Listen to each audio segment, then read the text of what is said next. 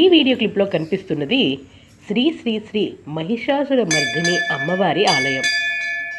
ఈ ఆలయం శ్రీశైలం మహాక్షేత్రంలో ఉంది.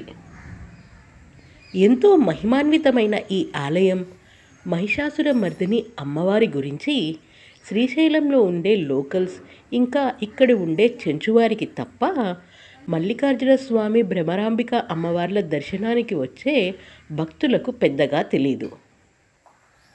ఈ మహిషాసురమర్దిని అమ్మవారి ఆలయం శ్రీశైలంలోని ప్రధాన ఆలయం నుంచి మల్లమ్మ కన్నీరు వెళ్ళే దారిలో వస్తుంది.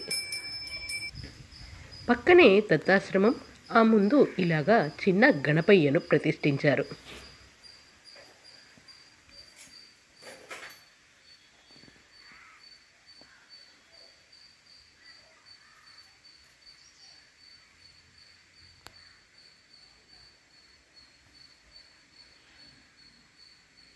పాండవులు అరణ్యవాస సమయంలో శ్రీశైల దేవాలయాన్ని సందర్శించి అక్కడ వారి వారి పేర్ల మీద శివలింగాల్ని ప్రతిష్ఠించారు.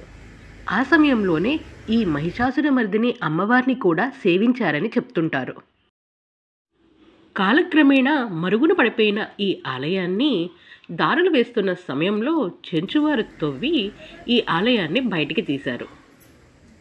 ఎంతో మహిమాన్వితమైన మహిషాసురమర్దిని అమ్మవారు అంటే శ్రీశైలంలో ఉండేవారికి చాలా నమ్మకం. ఇక్కడ వారి ఇళ్లలో ఏ చిన్న సందర్భం వచ్చినా సరే ముందుగా అమ్మవారిని దర్శించి అమ్మవారికి ప్రత్యేకమైన పూజలు నిర్వహిస్తారు. ఇంతకు ముందు కాలంలో ఇక్కడ జంతు బలులు నిర్వహించేవారట.